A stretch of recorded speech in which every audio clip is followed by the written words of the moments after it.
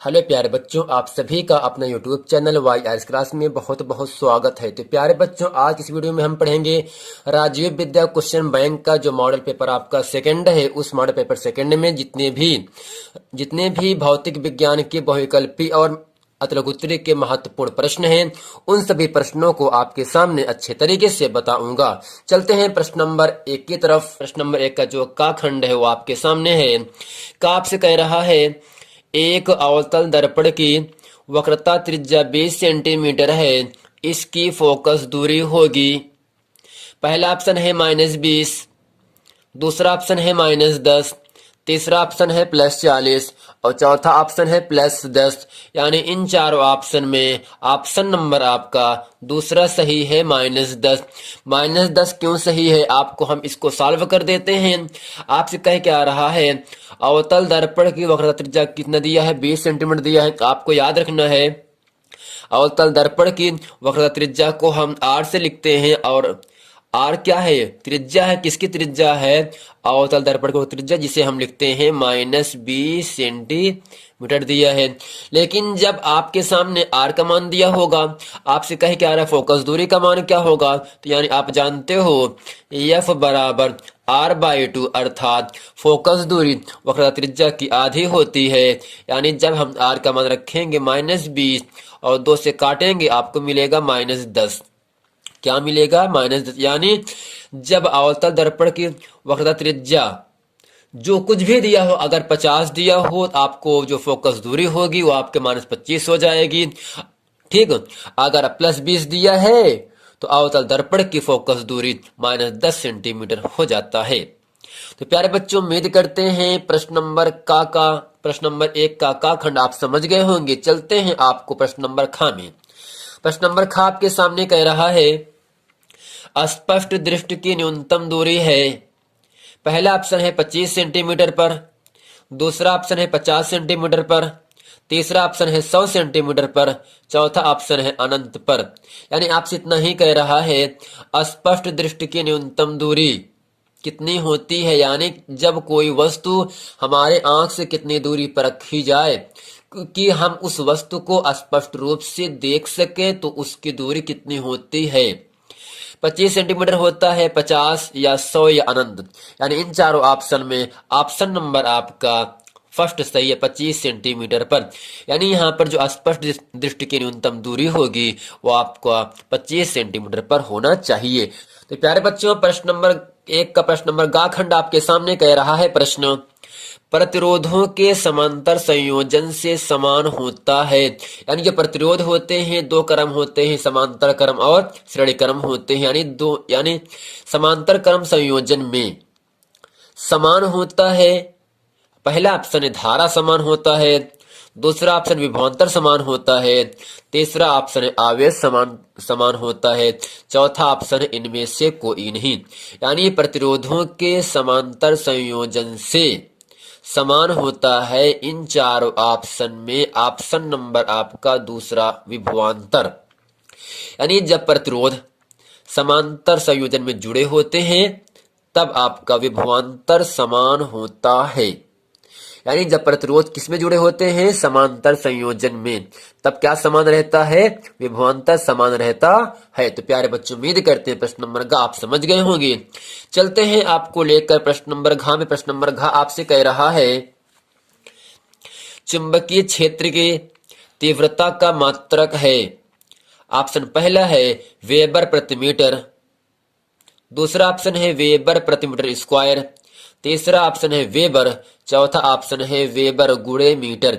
यानी चुंबकीय क्षेत्र की तीव्रता का मात्रक है इन चारों ऑप्शन में ऑप्शन नंबर आपका दूसरा सही है, वेबर प्रति मीटर स्क्वायर।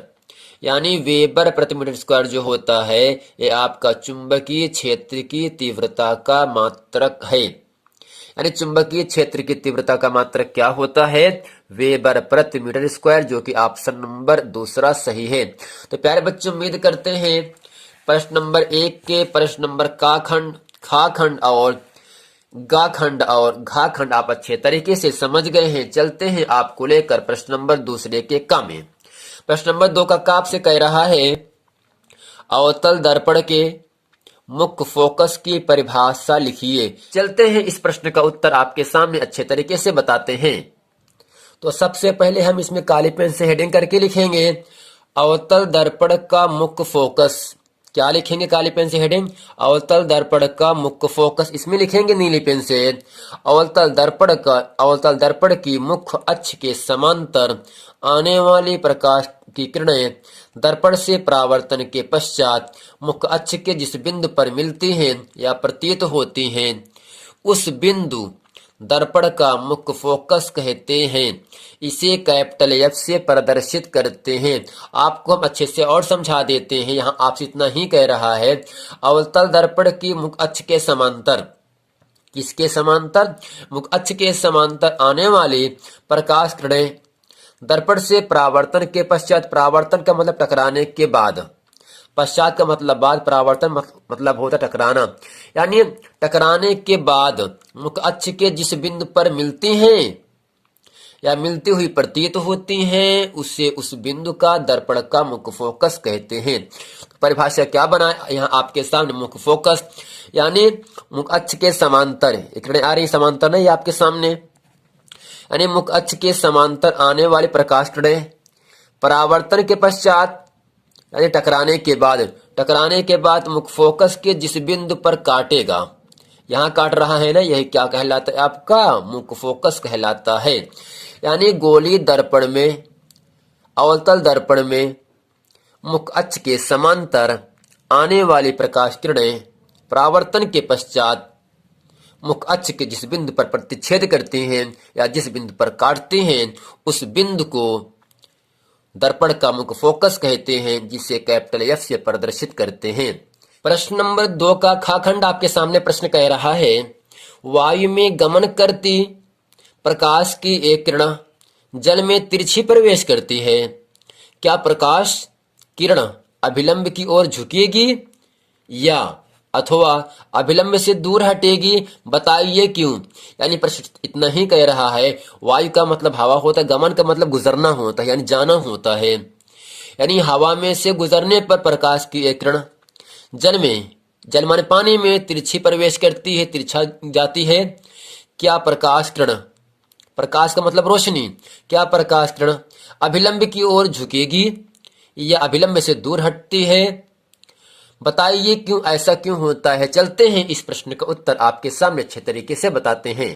तो इसका उत्तर आपके सामने है। इसमें आपको लिखना है यदि वायु में गमन करती प्रकाश की एक किरण जल में तिरछी प्रवेश करती है तो यह अभिलंब की ओर झुकेगी, क्योंकि जल में प्रवेश करने पर इसका वेग कम हो जाता है। यानी इसमें आपको इतना ही याद रखना है जब वायु में गमन करती कोई प्रकाश किरण जल में तिरछी प्रवेश करती है तो यह अभिलंब की ओर झुकेगी। यानी जब जल में तिरछी प्रवेश करता है तब अभिलंब की ओर झुक जाता है। क्यों झुकता है? क्योंकि जल में प्रवेश करने पर प्रकाश किरण का वेग क्या हो जाता है? कम हो जाता है। आपको इतना ही याद रखना है जब वायु में गमन करता हुआ प्रकाश का कोई किरण होगा, जब वह जल में तिरछा प्रवेश करता है तब यह अभिलंब की ओर झुक जाता है।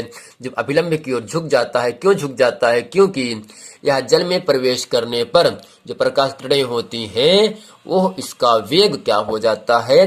कम हो जाता है। अरे बच्चों, प्रश्न नंबर 2 का गा खंड आपसे कह रहा है 600 वोल्ट बैटरी से गुजरने वाले हर एक कूलाम आवेश को कितनी ऊर्जा दी जाती है? यानी यहाँ से आपको इतना ही याद रखना, यानी जो विभवांतर है वो आपको दिया है, बैटरी का 6 विभवांतर दे दिया है और कूलाम कितना दिया? 1 कूलाम। यानी क्यू का मान क्या दिया है? 1 कूलाम दिया है। कितनी ऊर्जा दी जाती है, यानी आपको W का मान आपसे पूछ रहा है। W क्या है? एनर्जी होता है, अर्थात किया गया कार्य होगा, अर्थात कह सकते हैं ऊर्जा। अर्थात यहां से आपको इतना ही याद रखना है 6 वोल्ट बैटरी से गुजरने वाले हर 1 कूलाम आवेश को कितनी ऊर्जा दी जाती है, अर्थात आपको W का मान आपसे पूछ रहा है। चलते हैं इस प्रश्न का उत्तर आपके सामने अच्छे तरीके से बताते हैं। यानी यहाँ आपको इतना ही दिया है, जो 6 बैटरी जो जो 6 वोल्ट बैटरी है वो क्या दिया आपका, V का मान कितना दिया है, 6 वोल्ट। ठीक, और फिर ये कह रहा है कूलाम आवेश को, यानी कूलाम को हम क्यों से लिखेंगे, और क्यों का मान दिया 1 कूलाम। यानी आपको याद रखना है, हम जानते भी हैं जब विभवांतर का मान दिया होगा, कूलाम का मान दिया होगा 1, और आपको ऊर्जा का मान पूछे तब आपको लिखना है, चूंकि हम जानते हैं W बराबर V गुणे क्यों होता है। V का मान 6 दिया है, क्यों का मान 1 दिया है। जब V में हम क्यों से गुणा कर देते हैं, V का मान 6, क्यों का मान 1, तो 6 का नम 6। W क्या है, ऊर्जा, और आप ये भी जानते ऊर्जा का मात्रक जूल होता है। तो प्यारे बच्चों, उम्मीद करते हैं जितने भी इस वीडियो में मैं आपको बहुविकल्पी और तिलकुत्तरी के जितने प्रश्न बताए हैं वो सभी प्रश्न मॉडल पेपर 2 के थे। प्यारे बच्चों, उम्मीद करते हैं ये पूरा प्रश्न वीडियो आपको समझ में आया है। अगर वीडियो समझ में आए तो वीडियो को लाइक करें, कमेंट करें और सब्सक्राइब जरूर करें, ताकि आने वाले वीडियो आप तक आसानी से पहुंचता रहे। मिलते हैं अगली वीडियो में, तब तक के लिए थैंक यू।